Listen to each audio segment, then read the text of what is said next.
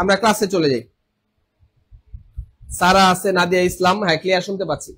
আমরা আজকে যে টপিকটা নিয়ে আলোচনা করবো এটা তোমাদের অনেকের ভয়ের জায়গা, গ্রাফ এবং চার্ট। গ্রাফ এবং চার্ট কি সংক্ষেপে আলোচনা করব, কিভাবে স্টোরি লিখতে হবে সেটা আলোচনা করব, কিভাবে সামারি লিখবা সেটাও আলোচনা করব, কিভাবে রিয়ারেঞ্জ লিখবা এবং রিয়ারেঞ্জের জন্য কিছু স্পেশাল সাজেশন থাকবে সেটাও আজকে পেয়ে যাবা। আর আগামীকালকের ক্লাসে অবশ্যই তোমরা সবাই থাকবা সাজেশনের উপর একদম ক্লিয়ার কাট, কিভাবে স্ট্রেস ম্যানেজমেন্ট করতে হবে, কিভাবে টাইম ম্যানেজমেন্ট করতে হবে, কিভাবে তুমি প্রেসার ফ্রি থাকবা, চাপ মুক্ত থেকে পরীক্ষা দিতে পারবা, সেটার কিছু গাইডলাইন থাকবে। তো আজকে আমরা ক্লাসটা শুরু করি। দেখো, গ্রাফ এবং চার্ট খুবই ইম্পর্টেন্ট একটা জিনিস। গ্রাফ এবং চার্ট, গ্রাফ এবং চার্ট তোমাদেরকে আনসার করতেই হবে এবং এটা অনেকের কাছেই কঠিন লাগে আমি জানি। গ্রাফ এবং চার্ট কি সেটা এক কথা আমরা জেনে নেই। গ্রাফ এবং চার্ট বর্ণনা করা হলো একটি গ্রাফ, চার্ট বা ডায়াগ্রাম। জাস্ট এ মিনিট, আমি একটা সুন্দর কালার নিয়ে নেই, হলুদটা নেওয়া যেতে পারে। ওকে, একটু বড় করে নেই। একটি গ্রাফ, চার্ট বা ডায়াগ্রামে উপস্থাপিত ডেটা, তার মানে কি একটা গ্রাফ থাকতে পারে, একটা চার্ট থাকতে পারে, অথবা ডায়াগ্রাম থাকতে পারে। এই জিনিসগুলা কি এটা আমরা জানবো।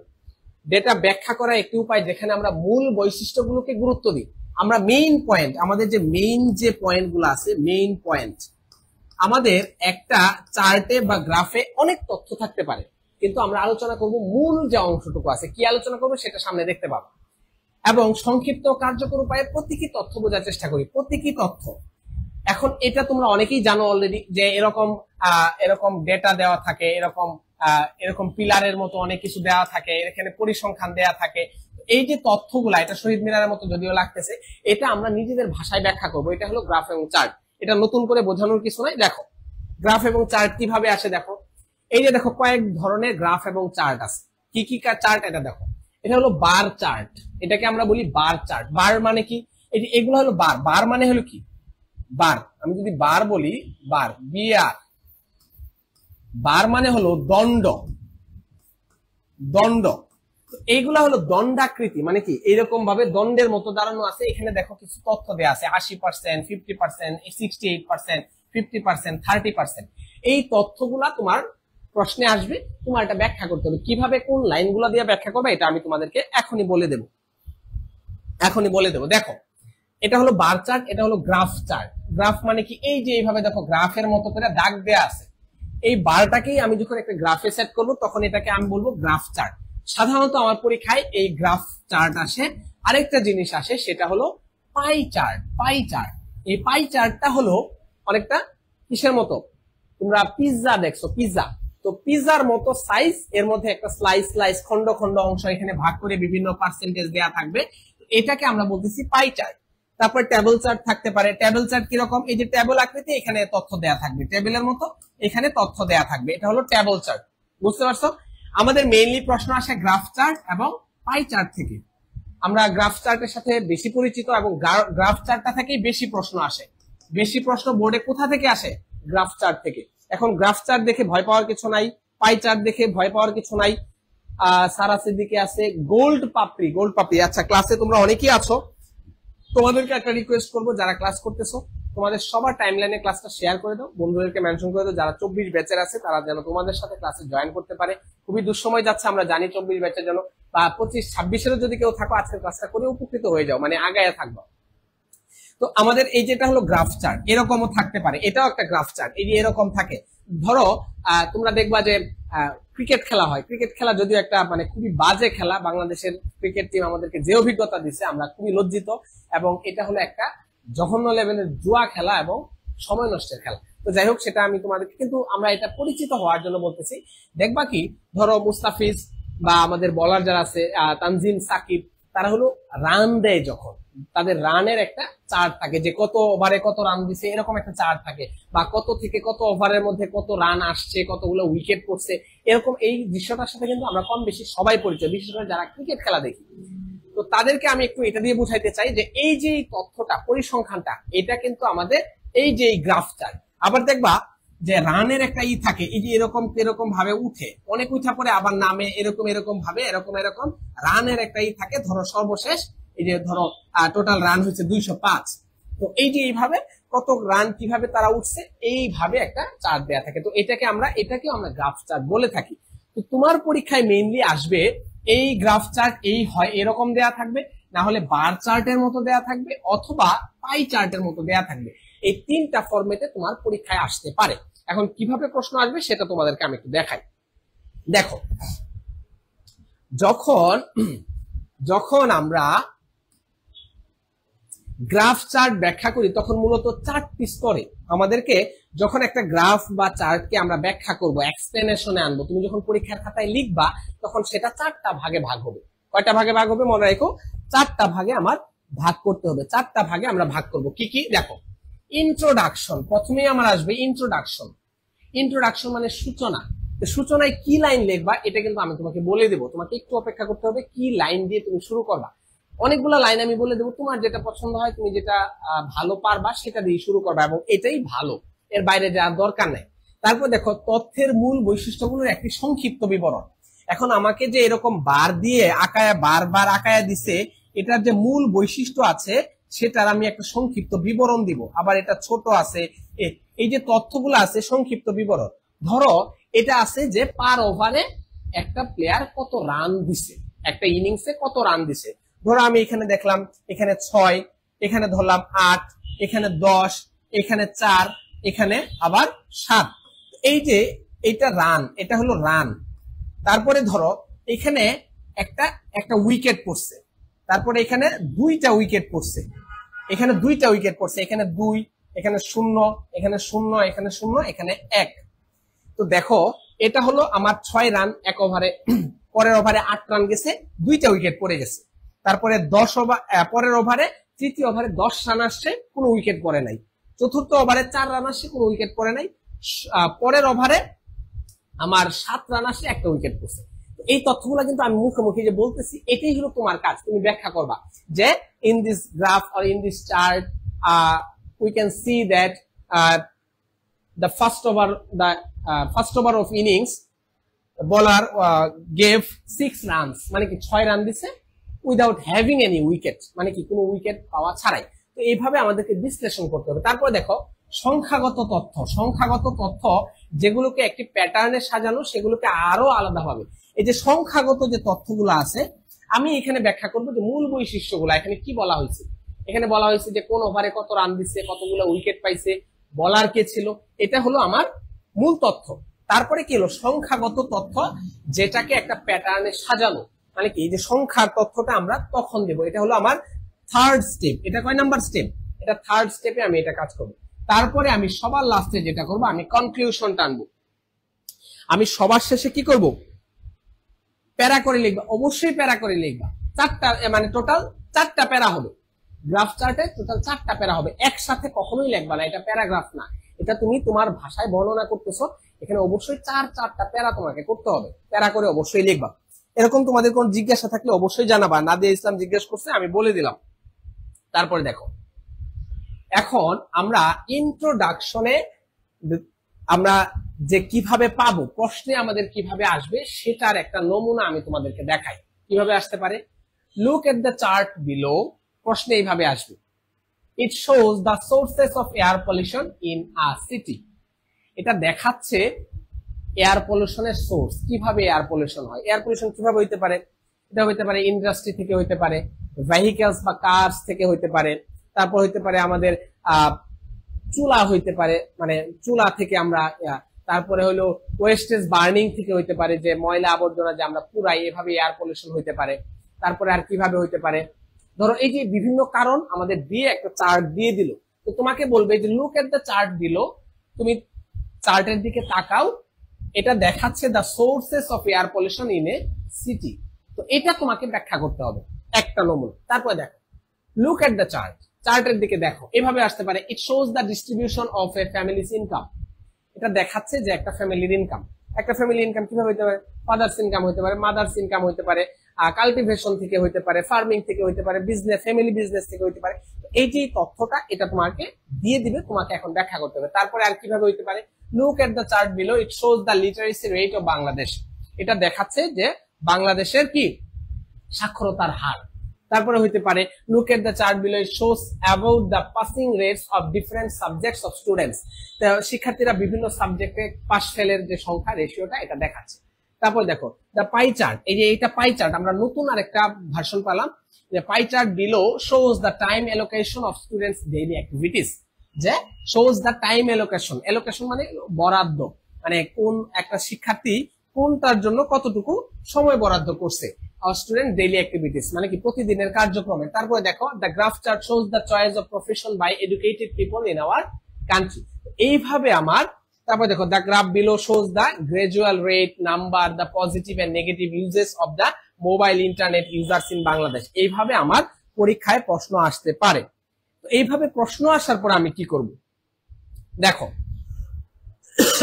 প্যারা কয়টা করবা, একজন জিজ্ঞেস করছো প্যারা কয়টা করবা, কয়টা প্যারা হইতে পারে। তো প্যারা কয়টা করবা, এটার আনসার হলো প্যারা করবা 3টা, আইডিয়াল প্যারা। 4টা করলেও কোনো অসুবিধা নেই, কিন্তু আইডিয়াল সংখ্যাটা হলো কয় প্যারা, 3 প্যারা। গ্রাফ এবং চার্টে কয়টা প্যারা করবা, 3টা। এই যে আনসার পাওয়া গেছো, 1 নম্বর আনসার। এটাই তোমাদের মেইন জিজ্ঞাসা, এটাই কিন্তু ফিক্স এন্ড ফাইনাল। এটা ফলো করবা, বোর্ডে ভালো নাম্বার পাবা। ভিতরে যাই লেখো ফরমেশনটা ঠিক থাকলে নাম্বার অটোমেটিক চলে আসে ইনশাআল্লাহ। তারপর টাইটেল, এখন টাইটেল দিব কিনা এটা একটা জিজ্ঞাসা থাকে, ভাই টাইটেল দিব কিনা, টাইটেল দিলে কিভাবে দিব। নো টাইটেল, কোনো টাইটেল হবে না। গ্রাফ চার্টের কোনো টাইটেল প্রয়োজন নাই, বুঝতে পারছো? গ্রাফ চার্টের কোনো টাইটেল প্রয়োজন নাই। দেখো শুড উই ড্র গ্রাফ, আমাদেরকে গ্রাফটা আঁকাইতে হবে। আমরা যে এরকম সুন্দর সুন্দর গ্রাফ আমরা দেখলাম প্রশ্নে দিয়ে দিছে, আমাদের কি গ্রাফটা আঁকাইতে হবে নাকি ভাইয়া শুধু বর্ণনা করব? নো, কোনো প্রয়োজন নাই, গ্রাফ আঁকানোর কোনো প্রয়োজন নাই। গ্রাফ চার্ট যেটাই বলো কোনো প্রয়োজন নাই। কেন আঁকাবা না? কারণ এই আঁকানো তো তোমার কাজ না। তোমাকে বলছি তুমি গ্রাফ চার্টের মানে ডেসক্রিপশন বর্ণনা করবা, তোমাকে ব্যাখ্যা করতে বলা হয়েছে, বিশ্লেষণ করতে বলা হয়েছে, তোমাকে বলা হয় না গ্রাফ চার্ট আঁকাও। 3টা প্রশ্ন উত্তর পাইছো যে কয় প্যারা করব, 3 প্যারা করব। 3 প্যারা কি কি থাকবে? Introduction, main part, conclusion. Main পার্টে আবার 2টা ভাগ করবা, একটা হলো ডেসক্রাইব করবা কি নিয়ে করা হয়েছে, আর স্পেসিফিক যে সংখ্যাটা এটা বর্ণনা করবা আরেকটা পার্টে। তার মানে কি 2টা ভাগে আবার ডেসক্রিপশনটা ভাগ করবা। প্যারা করবা 3টা, কিন্তু মেইন পার্টটাকে 2টা ভাগে ভাগ করে লিখবা, এটা হলো। আর টাইটেল লাগবে না। শুধু ড্র গ্রাফ, আমাদের কি গ্রাফ আঁকাইতে হবে? নো ভাইয়া, কোনো প্রয়োজন নাই, গ্রাফ আঁকানোর কোনো প্রয়োজন নাই। যারা ক্লাস করতেছো অনেক দ্রুত যাচ্ছি, তোমাদের বুঝতে অসুবিধা হলে কে কোন পেজ থেকে ক্লাস করতেছো, কোন গ্রুপ থেকে ক্লাস করতেছো, এটা আমাকে একটু জানাও। যে কে কোন ক্লাস থেকে, গ্রুপ থেকে, বা কে কোন পেজ থেকে ক্লাস করতেছো। তোমাদের সাথে ক্লাস করতে ভালোই লাগে। আর সবচেয়ে বড় কথা হলো একটা কষ্ট নিয়েই তোমাদেরকে ক্লাস করাতে হচ্ছে। সেই কষ্টটা হলো কি, এই 24 ব্যাচের কষ্ট। এটা আমরা ফিল করি দেখি তোমাদের রিজভি ভাই দৌড়াচ্ছেন, সবাই আমরা আমাদের জায়গা থেকে চেষ্টা করে যাচ্ছি। তোমাদের কাজ হলো পড়াশোনা করো, সেটা করে যাও। 3টা প্রশ্ন উত্তর পেয়ে গেছো। এখন দেখো, এখন ইন্ট্রোডাকশন কিভাবে লিখবো, এটা একটা জিজ্ঞাসা। ইন্ট্রোডাকশন কিভাবে লিখবা? দেখো খুবই ইজি। কি লিখবা? দ্য গ্রাফ ইলাস্ট্রেটস দ্য, শেষ, ইলাস্ট্রেটস দ্য। এটা হলো তুমি যে গ্রাফ চার্টই আসুক, যে ভাবেই আসুক, তুমি এটা দিয়ে শুরু করতে পারবা। মানে কি, এটা মুখস্থ। তুমি যদি এর চাইতে বেটার কিছু লিখতে পারো বা লিখতে চাও, এটা করতে পারো, বাট আমি বলবো এর বাইরে তোমার আর এর চাইতে ক্রিয়েটিভ, এর চাইতে বেটার, এর চাইতে সুন্দর কোনো সেন্টেন্স তুমি পাবা না। এটাই বেটার, এটাই ভালো। দেখো দ্য গ্রাফ ইলাস্ট্রেটস, ইলাস্ট্রেটস মানে কি, এটা হলো যে ইলাস্ট্রেট মানে হলো ইলাস্ট্রেশন। আমরা জানি যে কোনো কিছু আঁকি বুকি করে কোনো কিছু দেখানো, এটাকে বলি ইলাস্ট্রেট। তো দেখবা যে কোনো কিছু যারা স্কেচ করে, এটাকে বলা হয় ইলাস্ট্রেটর। ইলাস্ট্রেটর শব্দটা হলো কোনো কিছু আবছায়া আঁকানো, কোনো কিছু দেখিয়ে দেওয়া, একে দেখিয়ে দেওয়া, সেটাকে বলা হয় ইলাস্ট্রেশন। তো আমি এটাই বলতেছি, দ্য গ্রাফ ইলাস্ট্রেটস। কি ইলাস্ট্রেটস করে? যে বিষয়টি থাকবে সেটা তুমি উল্লেখ করবা। কি? The graph illustrates the literacy rate of Bangladesh. এটা লিখে ফেললাম। ধরো লিটারেসি রেট নিয়ে আসছে, the percentage of family income, the percentage of family income, percentage of family income. ধরো এটা নিয়ে আসছে। হইতে পারে যে the sources of air pollution, the sources of river pollution. এই অসংখ্য যে টপিকটা তোমাকে লিখতে বলা হয়েছে সেটা এখানে লিখবা। ফ্রম দ্য ইয়ার, এখন দ্য ইয়ার এটা কখন লিখবা? যদি ধরো আমাদের লিটারেসি রেট কত সালের, ধরো 1971 থেকে 2021, ধরো 1971 সাল থেকে 2021 সাল পর্যন্ত আমাদের সাক্ষরতার হার এটা ওই গ্রাফটা দেখাইছে। তখন তুমি বললা from the year 1971 to 2021। Clear?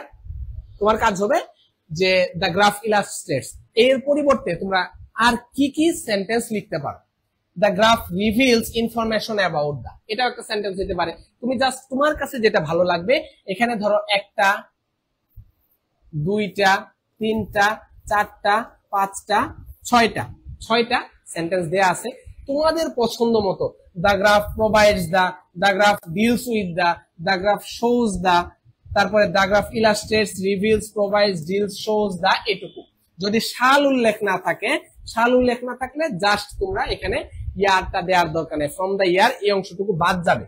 From the ইয়ার, সাল যদি না থাকে এটুকু বাদ দিয়ে তোমরা the graph illustrates, reveals, provides, deals, shows the, এটা দিয়ে তোমরা টপিকটা লিখে ফেলবা। এখন কথা হলো ভাইয়া এখন তো পড়াচ্ছেন, এটা তো আমরা মনে রাখবো কিভাবে, এটা তো মুখস্থ করতে হবে বা 2-4 বার লিখে প্র্যাকটিস করতে হবে। এখন তোমাদের জন্য কথা হলো, যারা ক্লাসটা করতেছো তোমাদের সবার কাজ হলো ক্লাসটা শেয়ার করে তুমি জাস্ট আমাদের পেজে একটা মেসেজ দিবা, যে একটা মেসেজ ড্রপ করবা, ড্রপ করে বলবা যে ভাইয়া আজকের ক্লাসের পিডিএফটা আমাকে দিয়ে দেন বা আমার লাগবে, কাইন্ডলি এটা আমি চাই। তো এই পিডিএফটা তোমাদের অনেক কাজে লাগবে। গ্রাফ চার্ট আছে বা অন্য যে টপিকগুলো, তোমাদের কাজ হলো ক্লাসটা শেয়ার করে দিও, বন্ধুদের মেনশন করে জাস্ট আমাদের পেজে একটা মেসেজ ড্রপ করে দিও ইনশাআল্লাহ। ওকে, কান্নাকাটির কোনো সুযোগ নাই। যারা ক্লাস করতেছো, ক্লাস বুঝতেছো কিনা আমাকে একটু জানাও, ক্লাসটা বুঝতে পারতেছো কিনা। গ্রাফ চার্ট আরো সহজ করে যদি পড়ানো যায় অবশ্যই আরো সহজ করে পড়ানোর চেষ্টা করব। বুঝতেছো কিনা আমাকে একটু জানাও, তাহলে বুঝবো যে নাই যে বকবক করতেছি, ঠান্ডা লাগছে, কণ্ঠ শুনে হয়তো তোমরা একটু বোঝার কথা, এই বকবকটা কাজে। তার মানে ইন্ট্রোডাক্টরি পার্ট আমরা শেষ করে ফেললাম। ইন্ট্রোডাকশন কি হবে? ইন্ট্রোডাকশনটা এইভাবে আমরা করব। তারপরে অংশে চলে যাই। দেখো এখন তোমার কাজ হলো একটা ওভারভিউ মানে কি, একটা সামগ্রিক একটা ধারণা তুমি এখন এই অংশে তুমি প্রোভাইড করবা। যিনি তোমার খাতাটা দেখবেন তিনি যেন এই অংশটা চোখ বুলায় বুঝতে পারেন যে না, যে শিক্ষার্থী পরীক্ষা দিচ্ছে বা যার খাতা আমার হাতে আছে সে এই টপিকটা বুঝতে পারছে, সে তার ভাষায় আমার জন্য এটা বর্ণনা করছে। কিভাবে করব দেখো, provide an overview of the key features of the information. Provide an overview, কি করতে বলা হয়েছে? প্রোভাইড অ্যান ওভারভিউ, একটা ওভারভিউ মানে কি সামগ্রিক একটা ধারণা আমাকে দিতে বলা হয়েছে। Of the key features of the information, key features মানে হলো যে মূল যে বিষয়বস্তু, কি ফিচার মানে হলো মূল বিষয়বস্তুটা সম্পর্কে আমাকে একটু ধারণা দিতে হবে। এখন কি করতে হবে? According to the statistics of the graph, এটা তুমি মুখস্থ যে কোনো গ্রাফ যে কোনো চার্টে তুমি এইটুকু লিখতে পারবা, এটাই স্ট্যান্ডার্ড। যে according to the statistics of the graph shows, illustrates, indicates that the result of dash. এখানে কি দিবা? তুমি বিষয়টা দিবা। কি বিষয়? বিষয়টা কি হতে পারে? Literacy rate, family income, air pollution, আরো হাবি জাবি যা খুশি তাই দিতে পারো। তারপর তুমি দিতে পারো যে এইচএসসি এক্সামিনি, তুমি দিতে পারো যে অ্যাডমিশন ক্যান্ডিডেটস ইজ ডিফারেন্ট, ভিন্ন। কারণ কি এক এক সময় এক এক রকম দেখাচ্ছে। তারপর দেখো, from the graph we can see that the highest rate is, আমরা এই গ্রাফ থেকে দেখতে পাই দ্য হাইয়েস্ট রেট। ধরো তুমি একটা ওই যে ওভারের কথা বললাম, এক ওভারে রান উঠছে কত? এক ওভারে রান উঠছে 10, আর এক ওভারে রান উঠছে 4। The highest rate is কত? Highest rate is 10, highest number is 10 R lowest হলো 4। এখন যদি সাল উল্লেখ থাকে, যদি আমার এখানে ইয়ার উল্লেখ থাকে, তাহলে আমি দিব ইয়ার। বা তুমি যদি ধরো, এখন তোমার এটা বুঝতে হবে, ধরো আমি ওভারের কথা বললাম, ইন ওভার ধরো 2, দ্বিতীয় ওভারে সর্বোচ্চ রান 10 দিছে আর লোয়েস্ট হলো 4 ইন ওভার 5। তার মানে কি আমাদেরকে এইটা খেয়াল করতে হবে যে কোন তথ্যটা কিভাবে দেয়া আছে, এটা আমি এখন উল্লেখ করব। On the other hand the lowest rate মানে কি সবচেয়ে কম রেট কত? ধরো আমি বললাম যে পঞ্চম ওভারে 4 রান। In there is a noticeable or remarkable difference, there is a noticeable and remarkable difference between the highest rate and the lowest rate. The difference is between the highest and lowest rate. এখন তোমাদের কাজ হলো ওই যে যেটা সর্বোচ্চ দেয়া থাকবে, আমরা প্র্যাকটিক্যালি দেখবো, সর্বোচ্চ দেয়া থাকবে সেটা তুমি উল্লেখ করবা, সর্বনিম্ন যেটা থাকবে সেটা উল্লেখ করবা, এবং পরের লাইনে কি করবা? দ্য ডিফারেন্স ইজ, মানে কি পার্থক্য কত এটা তুমি উল্লেখ করবা, দুইটা থেকে মাইনাস করে এটা উল্লেখ করবা। এটা হলো আমাদের ইন্ট্রোডাক্টরি পার্টের পরে। তারপরে আরো ডিটেইলে যখন তুমি বর্ণনা করতে যাবা তখন কি করবা, উই হ্যাভ সিন দ্যাট, আমরা দেখেছি যে ড্যাশ, এই যে বিষয়টা থাকবে সেটা উল্লেখ করবা। Have, has, had, increase, decrease, ups and down. যদি বাড়ে তাইলে বলবা ইনক্রিজ, যদি বাড়ে, যদি বাড়তে থাকে তাইলে বলবা ইনক্রিজড, ইনক্রিজড। যদি কমতে থাকে, যদি কমে তাইলে বলবা কি ডিক্রিজড।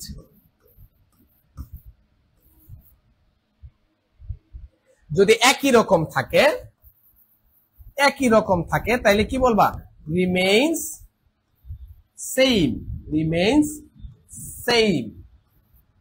এটা উল্লেখ করতে পারো, বুঝতে পারছো? আচ্ছা, পাই চার্টও বুঝাই দেবো, কোনো অসুবিধা নাই, পাই চার্টও থাকবে। এটা কিন্তু পাই চার্টের অংশ, পাই চার্টও দেখবা একদম মানে পিজ্জা দিয়ে তোমাদেরকে বুঝাই দেবো, কোনো অসুবিধা নাই। তো the percentage of dash rises decreases, যদি বাড়ে তাহলে রাইজেস বলবা, নাহলে ডিক্রিজেস ইনক্রিজ অথবা রাইজড। তারপরে বাদ দা নেক্সট ইয়ার, পরের বছর the percentage of decreases to from, মানে কি এইগুলা তুমি তোমার ভাষায় বর্ণনা করবা। ভাষাগুলা এগুলা হবে, ইনফরমেশন গুলা তুমি জাস্ট তোমার মতো করে দিবা। তারপর দেখো কনক্লুশন, কনক্লুশনটা কিভাবে দেবা, ফাইনালি অ্যানালাইজিং দ্য সার্ভে, আমরা এই জরিপটা পর্যবেক্ষণ করে এটা বলতে পারি, it can be said that, এটা বলা যেতে পারে যে the day is not far away when every person will show positivity, negativity, objection in the regard। মানে কি আমরা এটা বলতে পারি যে এভরি পার্সন উইল শো, প্রত্যেক মানুষ এটার ব্যাপারে পজিটিভিটি, যদি বিষয়টা পজিটিভ হয় তাহলে বলবো পজিটিভিটি, যদি নেগেটিভ হয়, এখন ধরো যদি এয়ার পলিউশন হয়, রিভার পলিউশন হয়, তারপরে কি হয় যে ফুড অ্যাডাল্টারেশন হয়, এইটা নেগেটিভিটি। তো এটা হলো নেগেটিভিটি। আর পজিটিভিটি কি, লিটারেসি রেট যদি বাড়তে থাকে, ধরো 1971 সালে একরকম ছিল, 1991 ধরো ছিল 50%, 1999 সেটা হয়ে গেছে 60%, ধরো 2021 সেটা এসে 70% হয়ে গেছে। তার মানে এটা পজিটিভিটি ইনক্রিজিং। তারপরে অবজেকশন ইন দ্য রিগার্ড, এই ব্যাপারে তাদের মতামত। তো যাই হোক, এটা দিয়ে শেষ করবো। এখন কথা হলো এখানে আমাদের কিছু অ্যাডভার্ব আমরা ব্যবহার করি, সেটা হলো দেখো দেখো অ্যাপ্রক্সিমেটলি, অ্যাপ্রক্সিমেটলি মানে হলো অলমোস্ট, প্রায়, বা বাট নট কমপ্লিটলি এক্সাক্ট। মানে কি এক্সাক্ট না, অ্যাপ্রক্সিমেট মানে হলো কি আমরা অনুমানে কিছু বলি না। অ্যাপ্রক্সিমেট ধরো কত সংখ্যা হইতে পারে উপস্থিত ছিল, আমরা বলি অ্যাপ্রক্সিমেটলি দেয়ার ওয়্যার অলমোস্ট 2000 পিপল। মানে কি সেখানে ধারণা এবং মানে নট এক্স্যাক্টলি, অ্যাপ্রক্সিমেটলি মানে হলো নট এক্স্যাক্টলি, আমি একদম নিশ্চিত করে বলছি না, কিন্তু এটা ধারণা, রাফলি, এটা হলো অ্যাপ্রক্সিমেটলি। তারপরে ড্রামাটিক্যালি, ড্রামাটিক্যালি মানে কি যে নাটকীয় ভাবে, নাটকীয় মানে কি যেটা নর্মাল হওয়ার কথা এটা হলো গ্রাজুয়ালি, আর যখন সেটা নর্মাল না হয়ে অন্যরকম ভাবে, ধরো একটা রেট, ধরো হঠাৎ করে বন্যা চলে আসছে আমাদের দেশে, এটা ড্রামাটিক্যালি, মানে কি হঠাৎ করে চলে আসে, এত বেশি বৃষ্টিও হইলো না, কোনো কারণ নাই, কিন্তু হঠাৎ করে বন্যা চলে আসে, এটা হলো ড্রামাটিক্যালি। ধরো কোনো একটা প্রকোপ, কোনো একটা ডায়রিয়ার প্রকোপ বলো বা জ্বরের প্রকোপ, হঠাৎ করে সংখ্যাটা অনেক বেশি বেড়ে গেছে, তো এটা হলো ড্রামাটিক্যালি। তো এটা হলো by a quick and large amount, মানে কি অনেক বেশি পরিমাণে। তারপরে এরাটিক্যালি, এরাটিক্যালি মানে in way that is uneven or irregular. Erratical মানে হলো যে রেগুলার না, স্বাভাবিক না, এটা একটু অস্বাভাবিক ভাবে, অস্বাভাবিক ভাবে এরাটিক্যালি। তারপরে দেখো গ্রাজুয়ালি, গ্রাজুয়ালি মানে ধারাবাহিক ভাবে, মানে কি ধাপে ধাপে বা ধারাবাহিক ভাবে। মার্কেটলি, মার্কলি মানে হলো নোটিসেবলি, মার্কলি আমরা বলি না যে এটা নোটিসেবলি, মানে এটা একদম সুস্পষ্ট ভাবে এটা বেড়ে গেছে, মার্কলি বা নোটিসেবলি বা সিগনিফিকেন্টলি। আমরা এই শব্দগুলো মনে রাখার চেষ্টা করবো। সিগনিফিকেন্টলি মানে কি একদম গুরুত্বপূর্ণ ভাবে বা তাৎপর্যপূর্ণ ভাবে। তারপরে সিগনিফিকেন্টলিটা দেখলাম in way that is worthy of attention বা ইম্পর্টেন্টলি। সিগনিফিকেন্ট মানে কি গুরুত্বপূর্ণ বা তাৎপর্যপূর্ণ। তারপরে স্লাইটলি মানে অল্প, two a small degree, slight আমরা বলি না স্লাইটলি নেগোশিয়েটেবল, মানে কি অল্প একটু নেগোশিয়েট করা যাবে, অল্প পরিমাণ। তারপরে স্লোলি আস্তে ধীরে, স্টিডিলি মানে কি ধারাবাহিক ভাবে, in a regular or even way, মানে কি রেগুলারলি আমরা যেটা বলি সেটাকে আমরা বলি কি স্টিডিলি। ওই slow and steady wins the race, তোমরা পড়ছো না, slow and steady wins the race. Pie chart দেখাই দেবো, পাই চার্ট অবশ্যই দেখাবো। তারপর দেখো the graph chart shows the choice of profession by educated people in our country. এটা দেখাচ্ছে কি shows the choice of profession, মানে কি মানুষের পছন্দ, প্রফেশন বা পেশা হিসেবে মানুষ যে পছন্দ করে সেটা। ধরো ফার্মিং, ফার্মিং মাত্র 10% পিপল পছন্দ করে, বিজনেস 20%, গভর্নমেন্ট জব 60%, মানে কি প্রায় অনেক বেশি সংখ্যায় মানুষ গভর্নমেন্ট জব পছন্দ করে। তারপরে research work 10%, banking, teaching, banking 40%, 30%। এই যে সংখ্যাটা, এইটার উপর ভিত্তি করে আমাকে এখন একটা গ্রাফ চার্ট বর্ণনা করতে হবে। এখন আমরা দেখি, দেখো কিভাবে লিখবো, টেকনিকটা লিখে ফেলো, দেখে ফেলো। The graph shows the choice of profession by different educated people in our country. According to the statistics of the graph, shows, illustrates, indicates that the result of the choice of profession by different educated people in our country is different. এই পার্থক্য আছে, ভিন্ন, এটা আমরা দেখতে পেলাম। From the graph, we can see that the highest rate is government job. আমরা এখান থেকে দেখতে পাই হাইয়েস্ট রেট কি, গভর্নমেন্ট জব। তারপরে এই যে হাবি যাবি, এখন সংখ্যাটা উল্লেখ করতে হবে। প্রফেশন বাই 10%, 50%, তারপরে এখানে 40%, তারপরে টিচিং প্রফেশন 20, 30, এগুলো আমাকে কি উল্লেখ করতে হবে স্পেসিফিক সংখ্যায়। তারপরে দেখো, the percentage of people performing প্রিফারিং government job is surprising, চমকপ্রদ। 60% of educated people like the government job, যে 60% মানুষ সরকারি চাকরি করতে পছন্দ করে।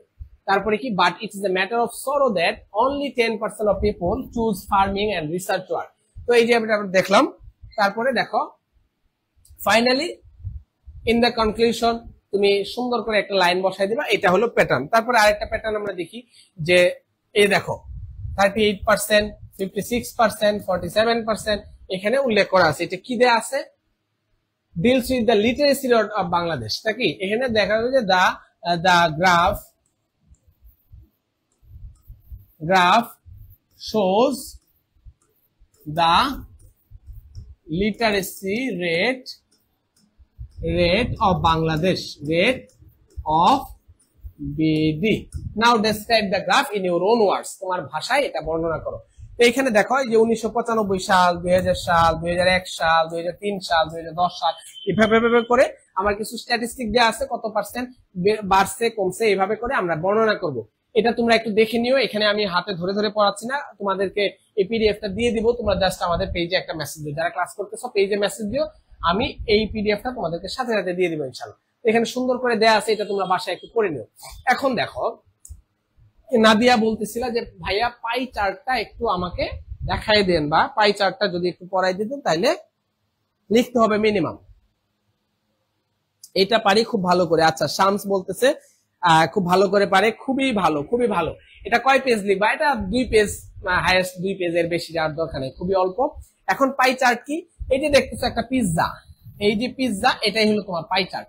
এখানে একটা স্লাইস দেখা যাচ্ছে সুন্দর করে, এখানে একটা স্লাইস, এটা খাইতে ভালোই লাগবে। তো এরকম পিৎজার এরকম স্লাইস থাকে, স্লাইস থাকে, এরকম পিৎজা পার্ট থাকে। তো এটার একটা পার্সেন্টেজ পার্ট থাকবে। দেখবা যে কিছুদিন আগে আমাদের বাজেট পাস হয়েছে, হ্যাঁ, বাজেট পাস হইলে তো এরকম ভাবে বাজেটের ডিস্ট্রিবিউশনটা বর্ণনা করা আছে খুব সুন্দর করে। তো এটা তোমরা খেয়াল করলে বুঝবা। লিখতে হবে মিনিমাম 2 পেজ লিখবা, বেশি লেখার দরকার নেই।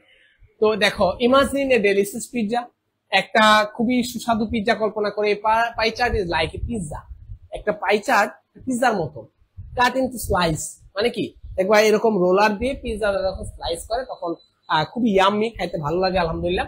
তো এই স্লাইস এটার মতো করে তোমার pie chart. The whole pizza represents the entire data, এটা হলো টোটাল যে পিৎজাটা, এটা হলো ধরো এন্টায়ার ডাটা 100%। এটার একটা পার্ট এখানে ধরো 20%, তো এখানে একটা পার্ট এখানে ধরো 15%, তারপরে এই পার্টটা একটু বড়, এটা আমরা 30% বলতে পারি, 50, এটা 65 হয়ে গেছে। তারপরে এটা ধরো 20%, এটা ধরো 20%। এইভাবে পার্ট করে আমরা পাই চার্টটা বোঝার চেষ্টা করব। তো এখানে স্লাইস গুলা ছোট ছোট পার্সেন্টেজ শো করবে এবং সেটাই আমার ব্যাখ্যা করতে হবে। দেখো, the pie chart shows several types of percentages. It is separated into, দেখো তুমি পাই চার্টের ক্ষেত্রে বলবা যে the pie chart shows several types of percentages. It is separated into, কয় ভাগে, ধরো এখানে 5, ধরো 5টা ভাগে ভাগ করা আছে। তো এখানে পোর্শনস নেম গুলা বলবা, নেম 1, এক পোর্শনে এটা বলা হয়েছে এত পার্সেন্ট, এক পোর্শনে এটা, এইভাবে করে পাই চার্ট আমরা লেখার চেষ্টা করব। তারপর দেখো, তো এটা তোমরা একটু দেখো। তারপর এই যে দেখো, একটা পাই চার্টের আমরা নমুনা দেখি। The pie chart below shows the percentage of family household income distributed into different categories. কোথায় একটা ফ্যামিলি ইনকাম কত টাকা কত পার্সেন্ট কোথায় খরচ হয়। Now analyse the chart focusing on the main aspect. তো এই টোটাল হলো 100% ইনকাম। এখানে 100% ইনকাম, এই 100% চার্টের মধ্যে আমার দেখো ফুডে 25%, ক্লথসে 13%, এডুকেশনে 20%, পাওয়ার মানে কি বিদ্যুৎ বা অন্য কিছুতে আমার 5%, ট্রান্সপোর্টে 12%, আদার্স 8%, সেভিংস 15%। এই পাই চার্টটাকে আমি তখন কি বলবো, আমি তখন বলবো this pie chart shows several types of percentages. It is separated into কয়টা ভাগে ভাগ হয়েছে 1 2 3 4 5 6 7। It is separated into 7 portions। এইভাবে করে আমরা পাই চার্ট বর্ণনা করার চেষ্টা করব ইনশাআল্লাহ। দেখো, the pie chart symbolize the distribution of a family's household income into various categories. This pie chart shows several types of percentages. It is separated into 7 portions বা 7 parts. Food, clothes, education, power, transport, other and saving are introduced through the pie chart. We can observe that the maximum percentage is 20% in food. এভাবে আমরা ব্যাখ্যা করার চেষ্টা করব। বুঝতে পারছো? তো এরই মধ্য দিয়ে আমরা গ্রাফ চার্টের অংশটা আমরা শেষ করে ফেললাম। এখন আমাদের মোস্ট ইম্পর্টেন্টলি যেটা হলো আমরা একটু জানতে হবে সেটা হলো সামারি রাইটিং। সামারি নিয়ে তোমাদের মধ্যে অনেকের মধ্যেই কনফিউশন থাকে যে ভাইয়া সামারি নিয়ে কি করব, সামারি নিয়ে তো কনফিউশনে থাকি, সামারি নিয়ে একটু কিছু বলেন। সামারি কি প্রথমে আমাদের এটা জানতে হবে। সামারি নিয়ে অনেকের মধ্যে কনফিউশন থাকে, সামারি কতটুকু লিখবো, কিভাবে লিখবো, কোশ্চেনে দেওয়া থাকে, ওয়ার্ড লিমিটেশন দেওয়া থাকে। পাই চার্টটা একটু বুঝাইয়া দেন, এটা লিখতে ঝামেলা লাগে। পাই চার্টটা একটু বুঝাইয়া দেন, এটা লিখতে একটু ঝামেলা লাগে। ওকে, পাই চার্টটা আমরা একটু যাই, পাই চার্টে কি বলা আছে আমি একটু দেখি। পাই চার্ট তো দেখলাম, এটা ঝামেলা লাগে। পাই চার্টটা নিয়ে আমরা পিডিএফ দিয়ে দিব, যারা আছো স্টোরিতে প্রবলেম। আচ্ছা, স্টোরি নিয়েও কোশ্চেনে দেওয়া থাকে, স্টোরি নিয়েও আমরা আলোচনা করব, ডোন্ট ওয়ারি, স্টোরি নিয়েও আলোচনা করব। সামারি আমরা জাস্ট অল্প অল্প করে একটু জেনে রাখি।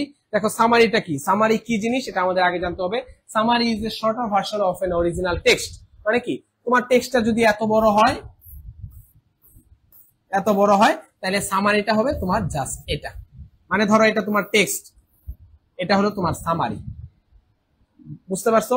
এটা হলো তোমার টেক্সট, অনেক বড়, অনেক কিছু লেখা, তোমার সামারি করে জাস্ট তুমি এটা 2 লাইনে বানায় ফেলা, এটাই শর্টার ভার্সন। মানে কি, এটা অনেক বড় করে দেওয়া, এটা জাস্ট সংক্ষিপ্ত আকারে তুমি সামারাইজ করবা। That outlines the main point. এখন এইখানে তোমার যা কিছু বলা আছে, এখানে যে ব্যাখ্যা, বর্ণনা, বিশ্লেষণ, এটা তোমার এই অংশের মধ্যে নিয়ে আসতে হবে। এটাই তোমার কাজ। যে রাইটার বা যিনি এটা লিখছেন, এটা তো অনেক বড় করে, অনেক বর্ণনা ব্যাখ্যা করে উনি এটা ব্যাখ্যা করছেন। তোমার কাজ হলো এটাকে ছোট কথায় আমাকে আমার কাছে উপস্থাপন করা, আমি যেন দেখে বুঝতে পারি আচ্ছা এটা বলার চেষ্টা করছে। দ্যাটস দ্য নাম। এটাই হলো আমার সামারির কাজ। এখন দেখো কতটুকু লিখবা, এটা সবার প্রশ্ন যে এই জিজ্ঞাসাটা কতটুকু লিখবো ভাইয়া এটা বলে দেন। The book of 10,000 page, summary 1 থেকে 2 পেজ হবে। বুঝতে পারছো?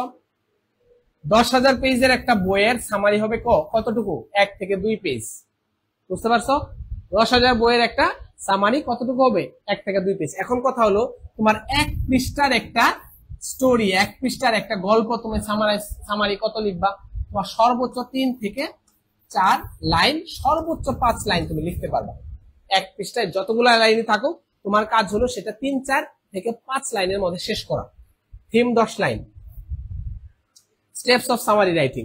তো সামারি রাইটিং থিম যদি আসে, কবিতার থিম, সেটা তুমি 10 লাইনে লিখতে পারবে। অনেক বড় একটা কবিতা, এটা তুমি 10 লাইনে লিখতে পারবা। কিন্তু সামারি 3, 4 থেকে 5 লাইন ম্যাক্সিমাম, এর চেয়ে বেশি সামারি লেখার প্রয়োজন নাই।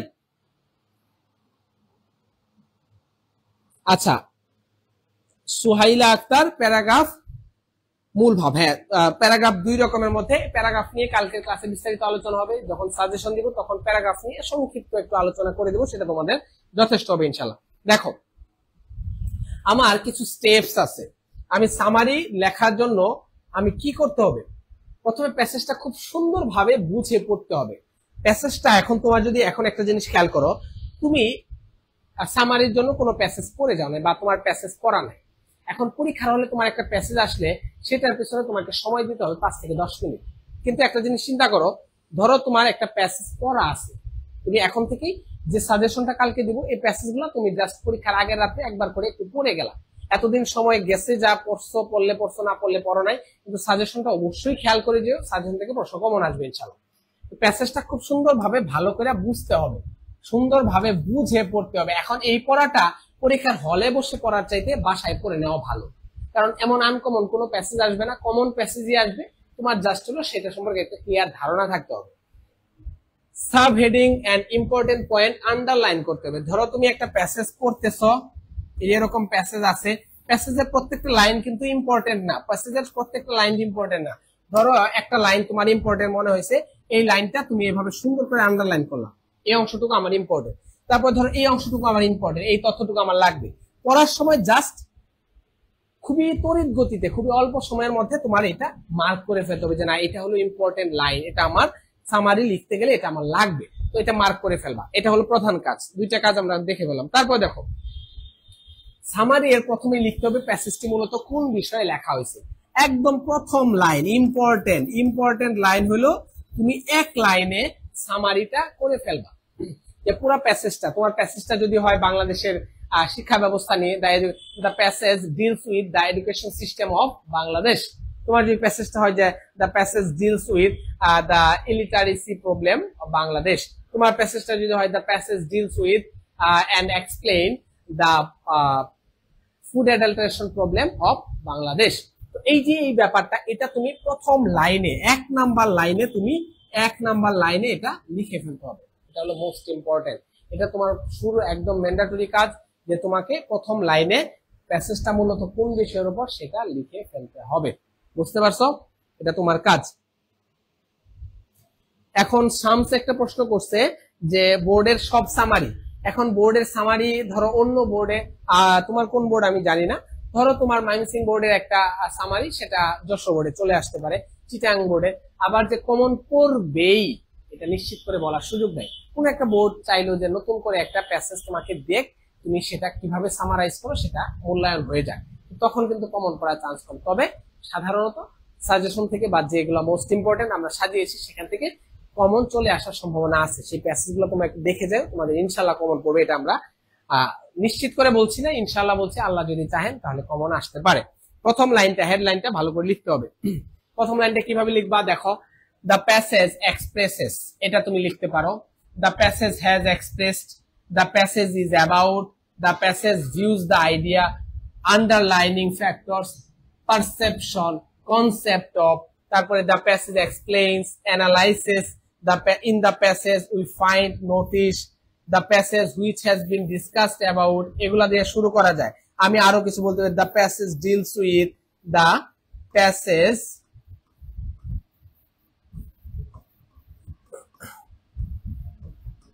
deals with, আমরা এগুলা লিখতে পারি, এগুলা দিয়ে আমরা শুরু করতে পারি, রাইট? এগুলা দিয়ে ময়মনসিংহ বোর্ড, আচ্ছা শামসের ময়মনসিংহ বোর্ড, যাই হোক ময়মনসিংহ বোর্ড, ময়মনসিংহ থেকে ক্লাসটা করতেছো, আমি ময়মনসিংহ থেকেই ক্লাসটা নিচ্ছি তোমার, তো খুবই ভালো কথা। তো এগুলো আমরা লিখতে পারি। তারপর দেখো মোস্ট ইম্পর্টেন্ট যে কথাগুলো, এটা মনে রাখতে হবে যে প্যাসেজ থেকে কোনো লাইন সরাসরি কপি করা যাবে না, কপি পেস্ট এখানে নিষেধ, সম্পূর্ণ নিষেধ। কোনো লাইন যদি কপি পেস্ট করো তাইলে তোমার এই প্যাসেজ বা এই সামারির মান কমে গেল, মানে কি তোমার এটা মাইনাস, নেগেটিভ মার্কিং। বুঝতে পারছো? কপি করা যাবে না, সহজ সুন্দর এবং সিম্পল সেন্টেন্স লিখতে হবে, কমপ্লেক্স সেন্টেন্স করা যাবে না, কম্পাউন্ড সেন্টেন্স করা যাবে না, একটা সিম্পল সেন্টেন্স লিখতে হবে। একটা সিম্পল সেন্টেন্স মানে কি, একটা প্রিন্সিপাল ক্লজ দিয়ে লিখে ফেলো, প্রিন্সিপাল, একটা প্রিন্সিপাল, কোনো সাবঅর্ডিনেট ক্লজ, কোনো সাবঅর্ডিনেট কনজাংশন, কোঅর্ডিনেটিং কনজাংশন দিয়ে আমার জটিল করার কোনো দরকার নাই। কানেক্টরস এর ব্যবহার করতে হবে, তুমি কানেক্টরস অ্যাড করতে হবে, আমরা কানেক্টরস করছি, in addition, more over, firstly, secondly, thirdly, তারপর অন দা আদার হ্যান্ড, এগুলো আমরা উল্লেখ করতে পারবো। তারপর দেখো অ্যাভয়েড ডিটেইলস, ডিটেইল অ্যাভয়েড করতে হবে, ডিটেইল দেয়া যাবে না। এক্সাম্পল অ্যাভয়েড করতে হবে, note of interrogation, note of interrogation and quotation, এই যে চিহ্নগুলো এগুলো অ্যাভয়েড করতে হবে। তুমি এই যে প্রশ্নবোধক চিহ্ন দিবা, আশ্চর্যবোধক চিহ্ন দিবা, কোটেশন দিয়া এরকম এগুলা দেওয়া যাবে না, এগুলো সামারির কোনো পার্ট না, সামারিতে আমরা কখনোই এগুলো ব্যবহার করব না। এটা মোস্ট ইম্পর্টেন্ট কথা, মনে রাখো। 23 স্টোরি আননোন ছিল বলতে খুবই কঠিন ছিল, ময়মনসিংহ বোর্ডের 23 যে স্টোরি আসছে এটা অনেক আগের একটা গল্প দিয়ে দিছে, বাচ্চা কাচ্চারা ধরতেই পারে নাই। তবে একটা জিনিস মনে রাখবা যে কমন আসুক বা না আসুক নিজের মতো করে যতটুকু পারো লিখে আসবো। সুন্দর একটা কনক্লুডিং রিমার্কস দিয়ে লেখা শেষ করতে হবে, সুন্দর একটা লাইন দিয়ে, যে এটার সামারি করলা। প্রথমে তুমি একটা হেডলাইন দিলা যেটা দিয়ে পুরো প্যাসেজটাকে বুঝায় ফেললো, তারপরে তুমি বর্ণনা দিলা, সুন্দর একটা কনক্লুশন দিয়ে এটা শেষ করে দেবা। এটা হলো তোমাদের কাজ সামারি লেখার ক্ষেত্রে। ওকে, এটা হলো আমাদের সামারি। আমরা কিভাবে লিখবো বুঝতে পারছো কিনা? 23-এরটা খুবই কঠিন ছিল নাদিয়া ইসলাম, 23-এরটা খুবই কঠিন ছিল। আচ্ছা নাদিয়া ঢাকা বোর্ড, হ্যাঁ ময়মনসিংহ বোর্ডে গত বছরের যে স্টোরি ছিল খুবই টাফ ছিল, খুবই ভয়ঙ্কর রকমটা টাফ ছিল। এটা আমরাও মানে খুবই অবাক হয়েছি যে এই ধরনের প্রশ্ন চলে আসছে। এখন আমরা স্টোরি নিয়ে একটু আলোচনা করি। যারা দীর্ঘক্ষণ ধরে ক্লাস করতেছো অনেক ধন্যবাদ। আমরা খুব বেশি দীর্ঘায়িত করব না ক্লাসটা, খুব বেশি দীর্ঘায়িত করব না। যারা এখনো ক্লাসটা শেয়ার করো নাই, শেষ সময়ে ভালো লাগে যে যখন একটা দেখি যে ক্লাস নিলাম, এতক্ষণ বকবক করলাম গরমের মধ্যে দাঁড়ায়া, তো তোমরা যখন ক্লাসে কমেন্ট করতেছো, রিয়েক্ট করতেছো বা শেয়ার করতেছো, এটা দেখলে আসলে ভালো লাগে। খুবই টায়ার্ড ফিল হচ্ছে, একদম ঘেমে গেছি, মানে প্রচন্ড রকম গরম জানো। তোমরা পানি খাওয়ার চেষ্টা করো, সুস্থ থাকো। অসুস্থ হয়ে গেলে কিন্তু যতই প্রস্তুতি থাকো দিন শেষে কিন্তু লাভ হবে না। সুস্থ থাকার চেষ্টা করো, হ্যাঁ এটাই চাইবো তোমাদের কাছে, প্রত্যাশা থাকবে সুস্থ থাকার চেষ্টা করো। Try to keep safe and sound, try to keep safe and sound. যারা ক্লাস করতেছো ওই ক্লাসটা শেয়ার করে দাও। ক্লাসটা হচ্ছে যেহেতু ক্লাসটা শেয়ার করলে ভালো না?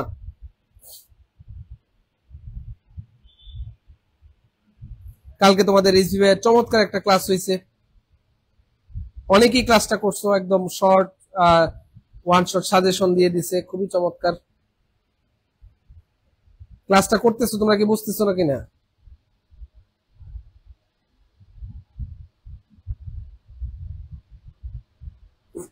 ওকে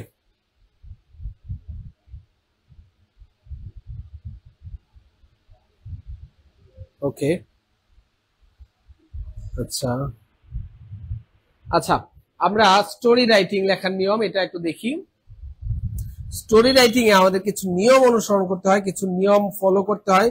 সেই নিয়মগুলা কি এবং কিভাবে সেটা আমি তোমাদেরকে দেখাচ্ছি, একটু খেয়াল করো।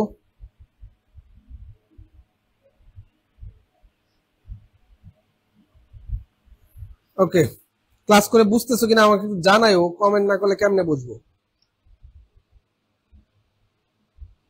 আচ্ছা রিজওয়ান হাসান, হ্যাঁ দ্য গ্রাফ ইন্ডিকেটস দ্যাট, হ্যাঁ এটাও দেওয়া যায়। আমি আসলে কমেন্টটা মিস করে গেছিলাম, শামসের কমেন্ট, এটাও দেওয়া যায়, কোনো অসুবিধা নেই, এটাও দেওয়া যায়।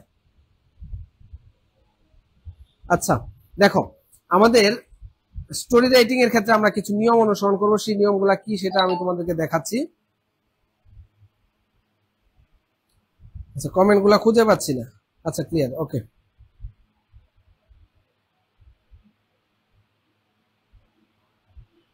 আচ্ছা আবু হুরায়রা শামস মুমিন্নেসা, ভালো করবে ইনশাআল্লাহ, ভালো হবে। হ্যাঁ দেখো, প্রশ্নে দেওয়া আউটলাইনের পয়েন্টগুলো ভালোভাবে পড়ে স্টোরিটির গঠন কাঠামো, ঘটনাক্রম এবং মর্মার্থ বুঝতে হবে। আউটলাইনের পয়েন্ট যেগুলো পয়েন্ট দেয়া আছে সেটা ভালোভাবে পড়ে স্টোরিটির গঠন কাঠামো, ঘটনাক্রম এবং মর্মার্থ বুঝতে হবে। স্টোরিটা কি নিয়ে, গঠন কাঠামো কিভাবে ধারাবাহিকভাবে আগাইছে সেটা আমাদের বুঝতে হবে। তারপরে দেখো আউটলাইনে দেওয়া পয়েন্টস গুলো, আউটলাইন বলতে কি? আউটলাইন বলতে যেটা তোমার দেয়া থাকবে, যে রিড দ্য স্টোরি অ্যাটেন্টিভলি, এরপরে যে অংশটা দেয়া থাকবে, যে গিভেন পার্টটা, এটাই হলো আমার আউটলাইন। আউটলাইনে দেওয়া পয়েন্টস গুলো বাইরে কোন রকম মন গড়া বা অস্বাভাবিক কাহিনী যোগ করা যাবে না। যে আমি যেটা বললাম, যে ধরো তোমার পরীক্ষায় যেটা আসছে এটা তোমার কমন একটা গল্প, ধরো এটা হইতে পারে যে বাইজিদ বোস্তামী উনার ঘটনা, এটা হইতে পারে যে নজরুলের কোনো ঘটনা, এটা হইতে পারে যে আমাদের ট্রেডিশনাল আমরা যে ফেরি টেলস আমরা যে পড়ি, যে ইসব ফ্যাবলস যে আমরা পড়ি, এইটার কোনো গল্প তোমার এখানে আসে। হইতে পারে যে একটা কি বলে যে সাধারণভাবে একটা ঘটনা দিছে, যে একজন রিক্সাওয়ালা তিনি রিক্সা ড্রাইভ করে যাচ্ছেন, while driving A rickshaw he got a bag full of money, তিনি একটা ব্যাগ পেলেন ফুল অফ মানি। দেখো স্বাভাবিকভাবেই তুমি গল্পটা বোঝার চেষ্টা করে যে হোয়াইল ড্রাইভিং ইজ রিক্সা বা while going to a destination he got a bag full of money beside the road, মানে কি রাস্তার পাশে টাকা ভর্তি একটা ব্যাগ বা থলে তিনি পেলেন। এখন তোমাকে এই স্টোরিটা কমপ্লিট করতে বলছে। এখন তুমি পজিটিভ মাইন্ডসেট চিন্তা করো যে একজন রিক্সাওয়ালা, আমরা অনেক সময় গল্পে দেখি, পেপারে দেখি, বা অনেক সময় নিউজে দেখি বা ফেসবুকে দেখি যে এরকম রিক্সাওয়ালা, অটোওয়ালা তাদের অটোতে বা রিক্সায় টাকার ব্যাগ রেখে গেছে, তিনি নিকটস্থ পুলিশ স্টেশনে গেছেন বা রেসপন্সিবল অ্যাডমিনিস্ট্রেটর স্টেশনের কাছে গেছেন, অথবা কারো কাছে গেছেন যে এটা খোঁজ করে দিতে পারবে কার ব্যাগটা হারানো গেছে। তুমি গল্পটা এইভাবে সাজাইলা যে আফটার having বা after getting the bag full of money, he was surprised, and surprisingly he was thinking that what he will do. So then suddenly a plan came to his mind, যে তার একটা মাথায় একটা পরিকল্পনা আসলো, that he went to nearest police station, police স্টেশনে গেলেন এবং then tell them the incident in detail, তিনি বিস্তারিত ভাবে তাকে বললেন, while giving back to the police বা to the authority, he said that he has no intention বা he had no intention to keep the bag to him, মানে তার কাছে রাখার কোনো পরিকল্পনা ছিল না। এইভাবে ঘটনা প্রবাহ। একটা জিনিস মনে রাখবা যে তোমার মন গড়া বা অস্বাভাবিক কাহিনী যোগ করা যাবে না, মানে কি মন গড়া কোনো কিছু লেখা যাবে না। যদি ট্র্যাডিশনাল হয়, সেই ট্র্যাডিশনাল গল্পটার কাঠামোটাই তোমাকে ব্যাখ্যা করতে হবে। আর যদি এমন হয় যে একদম র্যান্ডম কোনো একটা কিছু লিখে দিছে, তখন তুমি তোমার মতো করে ঘটনা সাজাইতে পারবে। তারপর দেখো, স্টোরির টাইটেল দিতে হবে। টাইটেল মাস্ট, টাইটেল কি, টাইটেল দিতে হবে, টাইটেল দিতে হবে। এখন স্টোরিটা ধরো an honest rickshaw পুলার, an honest কি ব্যাগার, এরকম কিছু একটা দিলা যে একজন সৎ রিক্সা চালক, এটা তোমার একটা টাইটেল হইতে পারে। তারপর দেখো পয়েন্টস গুলো পড়ে নিজের কল্পনা শক্তিকে কাজে। এখন এই যে নিজের কল্পনা শক্তি, তুমি চিন্তা করলা যে হ্যাঁ হ্যাঁ এটা হইতে পারে, তুমি তোমার কল্পনা শক্তিটা কাজে লাগায় সেটা তুমি তোমার মতো করে ব্যাখ্যা করবা। এটাই হলো স্টোরি টেলিং এর একটা মূল বৈশিষ্ট্য। তারপরে দেখো, স্টোরি এর শেষে মোরাল বা নীতি কথা থাকলে ভালো হয়। আমাদের সবসময় পজিটিভ মাইন্ডসেট রাখতে হবে যে আমরা পজিটিভ কোনো কিছু এই স্টোরির মাধ্যমে প্রকাশ করার চেষ্টা করব। মোরালটিকে অনেক সময় স্টোরি টাইটেল বা শিরোনাম হিসেবে ব্যবহার করা। তো তুমি মোরাল হিসেবে লেখলা যে honesty is the best policy. ধরো তুমি লাস্টের লাইনটা লিখবা যে from this story we can realise that honesty is the best policy. From this story stated above, উপরে উল্লেখিত স্টোরি থেকে উই ক্যান সে দ্যাট বা we can come to a conclusion, we can come to a conclusion that honesty is the best policy. তুমি এটা story headline দিয়ে দিলা, honesty is the best policy, is the best policy। তুমি এটা moral হিসেবে দিতে পারো। বেশিরভাগ ক্ষেত্রে স্টোরি রাইটিং এর সময় পাস্ট টেন্সের ব্যবহার করা হয়, কিন্তু যদি কোনো ঘটনা বাস্তব সময়ে ঘটে থাকে, রিয়েল টাইম ইভেন্ট, সেক্ষেত্রে প্রেজেন্ট টেন্সের ব্যবহার করা যেতে পারে। ধরো কোনো একটা ঘটনা যেটা বর্তমান সময়ে ঘটতেছে, সেক্ষেত্রে আমরা প্রেজেন্ট টেন্স দিতে পারি।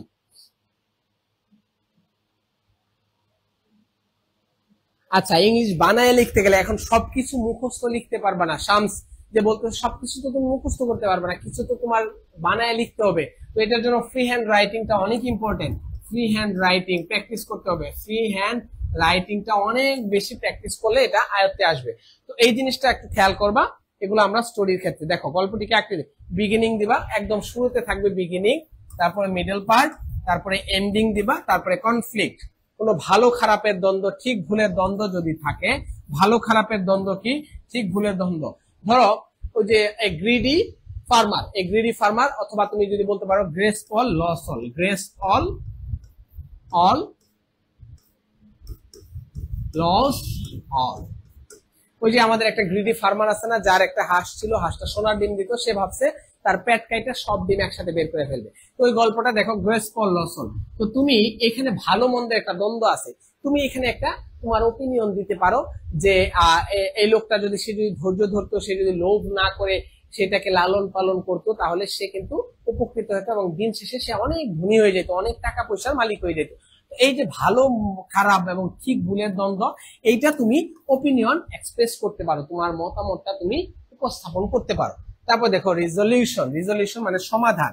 এখানে কোনো ঘটনা যদি থাকে যেটা সমাধান তুমি দিতে পারো, সেটার একটা ব্যাখ্যা বা বিশ্লেষণ করে তুমি একটা সমাধান দাঁড় করাইতে পারবা। আচ্ছা, মুগ্ধ,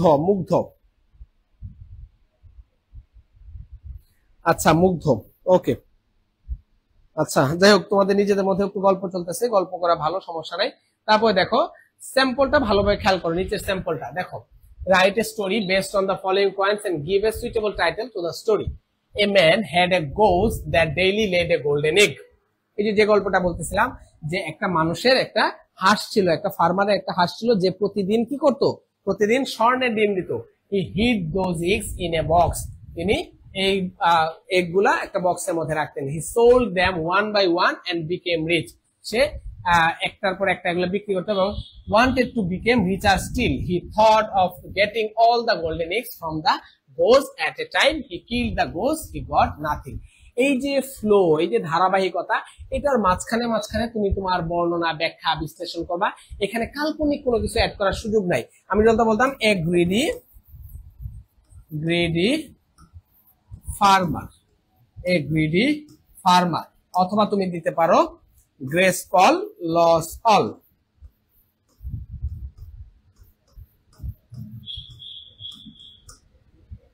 তো এই হেডলাইন দিয়ে তুমি তোমার মতো করে ব্যাখ্যা করবা।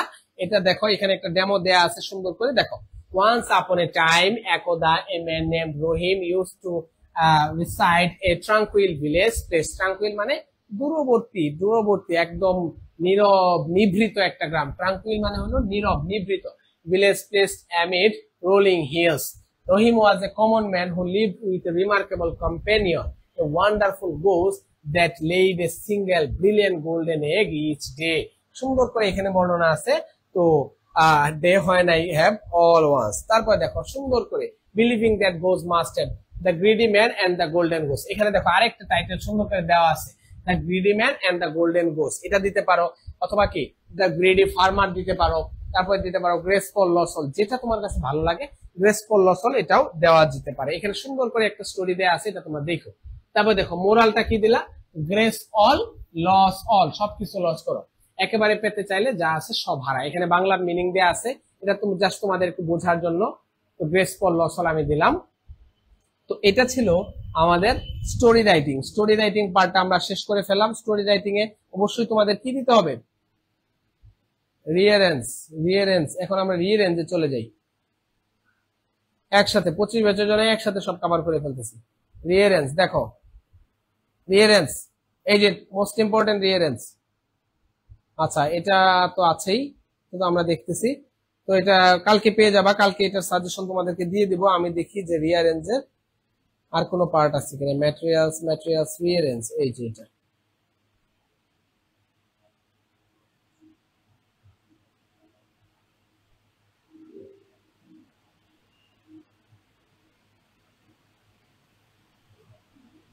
ওকে, কথা বলতে বলতে একদম মানে খুব খারাপ অবস্থা। দেখো 4 রকমের রিয়ারেঞ্জ আছে আমাদের। রিয়ারেঞ্জের প্রকারভেদটা দেখো, বায়োগ্রাফি থেকে রিয়ারেঞ্জ হতে পারে, মোরালস এন্ড মোটিভেশনাল স্টোরি থেকে রিয়ারেঞ্জ হতে পারে, স্টোরি অফ ডেইলি লাইফ থেকে রিয়ারেঞ্জ হতে পারে, রিসেন্ট ইস্যু। এই 4 রকমের আসে। তো মেইনলি আমাদের বায়োগ্রাফিটা মোস্ট ইম্পর্টেন্ট। তারপরে আমি এটা বলবো। এই দুইটা থেকেই সাধারণত রিয়ারেঞ্জ এসে। কি বায়োগ্রাফি মানে কি, জীবন বৃত্তান্ত, মানে কি জীবনী নিয়ে আমাদের রিয়ারেঞ্জটা বেশি আসে। তারপরে মোরাল এবং মোটিভেশনাল থেকে আমাদের রিয়ারেঞ্জ এসে থাকে। রিয়ারেঞ্জ তো শুধু বক্স লিখবো। আচ্ছা, ওকে, জিজ্ঞাসা দেখো। বায়োগ্রাফিতে দেখো, বায়োগ্রাফিতে কি সিকোয়েন্সটা ফলো করবা, নেম, টাইটেল, এটা শুরুতে হবে, ডেজিগনেশন, তারপরে বার্থ ডে, ইয়ার মানে কি কোন ইয়ারে জন্মগ্রহণ করছে, ফ্যামিলি ইনফরমেশন, চাইল্ডহুড, তারপরে career information, life events, contribution and invention, reward related অথবা ডেথ রিলেটেড, তারপরে রিমেম্বার বা গ্রেটিটিউড। এই সিকোয়েন্সটা আমার ফলো করতে হবে। প্রথমে জন্ম আসবে, জন্মের পরে এই ধারাবাহিকতা তোমরা একটু খেয়াল করো। এটা খুব একটা মুখস্থ করার বিষয় না, এটা জাস্ট প্র্যাকটিসের বিষয়। তারপর দেখো ডক্টর কুদরতি খুদানি একটা রিয়ারেঞ্জ আসে, ইন্ট্রোডাকশন আর story of daily life. Daily life নিয়ে যদি আসে, প্রথমে ইন্ট্রোডাকশন, তারপরে definition, advantage, example, disadvantage, example, solution, conclusion. এটা হলো আমাদের একটা ধারাবাহিকতা। এই ধারাবাহিকতায় আমরা রিয়ারেঞ্জ লিখবো। ধরো mister Hafizuddin is a senior citizen of Bangladesh on 1 March, মানে 1st March 2021. He registered at Suraksha website for COVID-19 vaccination. যাই হোক, এটা নিয়ে তোমরা লিখবা। আর মোরাল হলো introduction, maintain the flows, conclusion. যদি মোরাল আসে বা মোটিভেশনাল স্টোরি থেকে আসে, তাহলে প্রথমে ইন্ট্রোডাকশন আসবে, তারপরে মেনটেন দা ফ্লোস মানে কি ধারাবাহিকতা অনুসরণ করে তারপরে কনক্লুশন, তারপরে কি কনক্লুশন। তারপর দেখো এখানে once a gold necklace was lost from a rich man's house ইত্যাদি ইত্যাদি। রিসেন্ট ইভেন্টেও একই ইন্ট্রোডাকশন, তারপরে ফ্লোটা আর কনক্লুশন। এক্সাম্পলটা আমরা দিয়ে দিলাম। দেখো আনসার কিভাবে করবা, আনসারটা করতে পারো 1 2 3 4 5 এভাবে, অথবা A B C D E এভাবে, অথবা কি A plus B plus C plus D plus E এভাবে। এই তিনটা ফরম্যাটে যদি 1 2 থাকে তাহলে 1 2 দিয়ে, এ বি সি ডি থাকলে এভাবে, আর যদি এ প্লাস দিয়ে থাকে তাহলে এইভাবে তোমরা সামারিটা কি বলে রিয়ারেন্সটা আনসার করবা।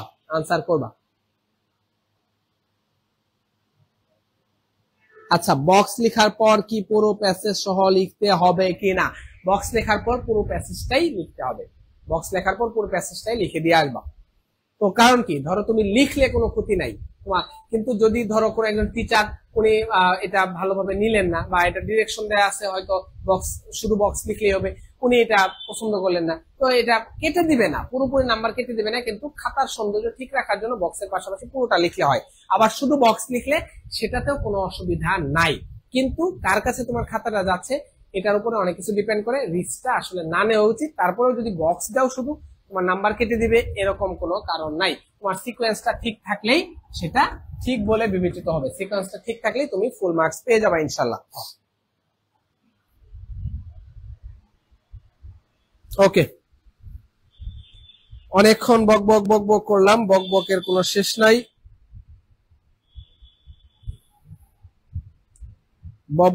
বক হয়ে গেছে হাইয়েস্ট লেভেলের। তোমরা যারা ক্লাসটা এতক্ষণ যারা ছিলা তাদেরকে অসংখ্য ধন্যবাদ। আগামীকালকে ঠিক 9টায় আমরা সাজেশন ক্লাসটা করব। তোমাদের ক্লাসটা কেমন লাগলো, বা যদি তোমাদের কোনো পরামর্শ থাকে বা কোনো ভালো লাগা থাকে বা নোট করা থাকে, সেটা অবশ্যই আমাদের OTDMC 2.0 এই আমাদের যে জিনচুবিয়া ডক্টর এই গ্রুপ আছে সেই গ্রুপে, অথবা RTD ইংলিশ একাডেমি যেখানেই পারো তোমরা ক্লাসটার নোট শেয়ার করে দিও। তোমাদের জন্য অনেক অনেক অনেক অনেক শুভকামনা। আর যারা পরীক্ষার্থী আছো তাদের জন্য অনেক অনেক দোয়া, তোমরা যেন তোমাদের সময় মতো সিলেবাসটা শেষ করতে পারো, রিভিশনটা শেষ করতে পারো। আর অবশ্যই হতাশ হওয়া যাবে না। লা তাহজান, পবিত্র কোরআনে আল্লাহ এইভাবে বলে দিচ্ছেন যে হতাশ হওয়া যাবে না। হতাশ হওয়া হলো শয়তানের কাজ, মুমিনকে বা মানুষকে হতাশ করা হলো শয়তানের কাজ। আর মুমিন বা আমরা এজ এ মুসলিম আমরা আত্মবিশ্বাসী থাকবো, আমরা কনফিডেন্ট থাকবো, আমরা বিশ্বাসী থাকবো যে না আমরা পারবো। আমরা আমাদের কাজ হলো পরিশ্রম করে যাওয়া, সেই পরিশ্রমটা আমরা করে যাব। আর সবচেয়ে বড় কথা হলো যে আমি অনেক পরিশ্রম করতেছি কিন্তু আমার তাকদিরে নাই, আমার ভাগ্যে নাই, সেটা কিন্তু হবে না। কিন্তু আমার কাজ পরিশ্রম করে যাওয়া, সেটা আমাকে করে যেতে হবে। হতাশ হওয়া যাবে না। শেষ সময় অনেক বেশি দোয়া করো, আল্লাহর কাছে চাইতে থাকো যে আল্লাহ আমার পরীক্ষাটা ভালো করে দাও। স্কোরটা অনেক বেশি ইম্পর্টেন্ট, GPA 5 তো থাকতেই হয়, না হলে মেডিকেলে তুমি পিছিয়ে যাবা, অন্য যে কোনো পরীক্ষায় পিছিয়ে যাবা। বোর্ড পরীক্ষাটা যেন ভালো হয় সেটা চেষ্টা করো। সেই দোয়াটা তোমাদের জন্য থাকলো। তোমাদের ভালো হোক, তোমাদের পরীক্ষাটা যেন ভালো হয়। আগামীকালকে ক্লাসে দেখা হচ্ছে, সবাই যুক্ত থাকবা আজকে যারা ক্লাসে ছিলা। আর বন্ধুদেরকে মেনশন করে জানাই দিও কালকে ক্লাসের কথা। আমার জন্য দোয়া চাই। আর শারীরিকভাবে সুস্থ থাকার চেষ্টা করো, সুস্থতা অনেক বড় নিয়ামত। আল্লাহর কাছে অনেক বেশি বেশি কান্নাকাটি করবা, দোয়া করবা। আর অবশ্যই নামাজ পড়তে হবে। যারা মুসলিম আছো তাদেরকে নামাজের কোনো বিকল্প নাই, নামাজ পড়ে আল্লাহর কাছে যাইতে হবে যে আল্লাহ আমার এই অবস্থা, আমি এই বিপদে আছি, আমার সিলেবাস শেষ হয়। ছোট ছোট জিনিস আল্লাহর কাছে চাওয়া যায়, সিলেবাস শেষ হয়, আল্লাহ আমাকে সাহায্য করো, আমার উপর রহম করো, আমি যেন সিলেবাসটা শেষ করতে পারি। দোয়ার কোনো বিকল্প নাই। মুমিনের শক্তিশালী হাতিয়ার হলো কি দোয়া। দোয়ার ফলে সবকিছুই সম্ভব। তাকদীরেরও পরিবর্তন হয় দোয়ার মাধ্যমে। তো দোয়া করতে আল্লাহর কাছে চাইতে তো কার্পণ্য করা যাবে না। আল্লাহ চান যে আমার বান্দারা আমার কাছে বেশি বেশি চাক, বেশি বেশি আমার কাছে দোয়া করুক, চাইতে থাকুক। আমি তাদের দোয়া কবুল করব, তাদের চাওয়া পূরণ করব। তো আমরা কেন এই সুযোগটা মিস করব?